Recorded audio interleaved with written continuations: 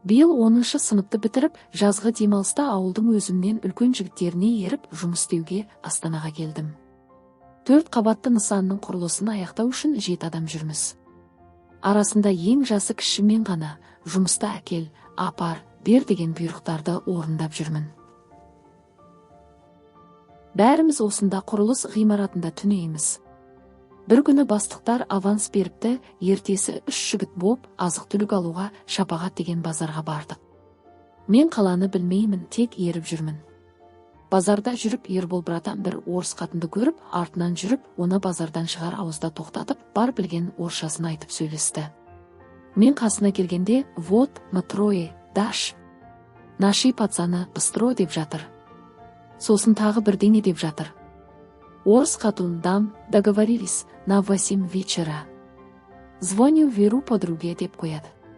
Сосын доширак анау-мынау алып қайттық. Ербол брат жолда келе жатып, әлгі қатынды қасында тағы бір қатын екеуін ерте көктемде бір құрылыс нысанында 6 жігіт боп неткенін айтты.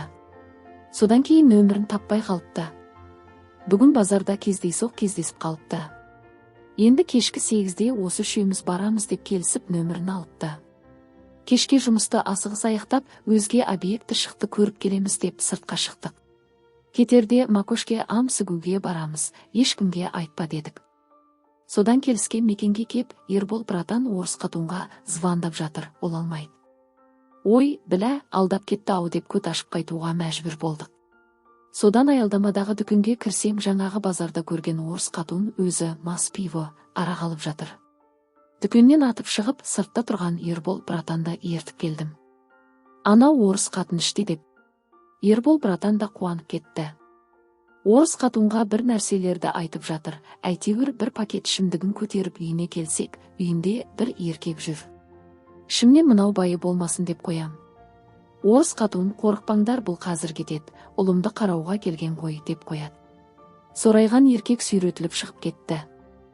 Сосын орыс қатун Вера деген подругасын звондап шақырды. Ол келгенше Маша өзі қатты мас болды. Ербол братан Машаны қолпаштап әуре. Осы кезде әшекейленген, қысқа юбка, аяғы ұзын, биік өкшелі туфли бар Вера келді.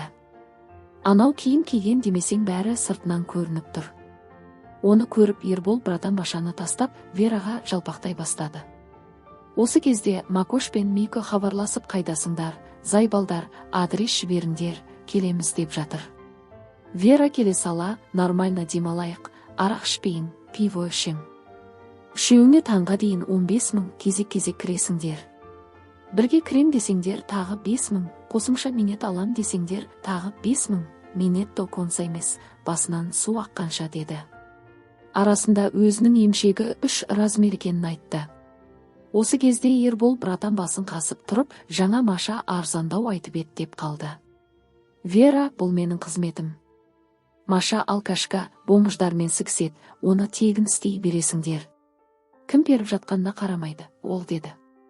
Сосын Вера, видеоға түсіру жоғынан танысымен бар айтсам, көттеріңді айырат деді. Осымен келісім бітті. Келісім бойынша үшеуміз кезекпен тек Вераны беретін болдық. Вераны көріп, Машаға ешкім қарамай қалды. Әуелі Вераны пивоға тойдыру керек екен. Осы кезде Миколар да бізді адрес бойынша тауып кепті. Оларға Ербол братан кірмей тұрыңдар, басталсын, арасында білдірмей кіріп шығасыңдар деді. Маша болса кішкене баласымен бір бөлмеде ұйықтап жатыр, удаймас. Вера Ербол братанмен бір бөлмеге кіріп кетті. Қалғандары топырламай далада күтіп кезеге келгенде бір-бірлеп кіретін болды. Мен сыртта тұрмай, ішке кіріп кухняда телефон зарядтап отырдым. Бір кезде Вераның ыңқылдаған даусы естіле бастады. Ой, білә, ондайды өмірімде бірінші рет жақыннан естуім. Видеодан ғана көргем, бірақ өмірде есту басқаша сезім екен. Өмірімде періп көрмегем, сайманым тұрып кетті. Қазір Ербол братан, сосын Анто, сосын Мико, сосын Макош, сосын барып Вера маған бұйырады. Оған дейін біраз уақыт бар. Мен баяу басып Машаның бөлмесіне кірдім, ол төсекте жатыр, арғы жағында 2-3 жасар баласы ұйықтап жатыр. Жақын баруға қатты қорқып тұрым, қасына барсам Маша қорқып шыңғырып берсе, көршілер келсе, бәрі бітті. Көтім дір-дір етіп әрең тұрым. Жәй, Маша, ау Маша, зарядка есті деп қоям өтірік. Ол үндемейді, жалғасы бар.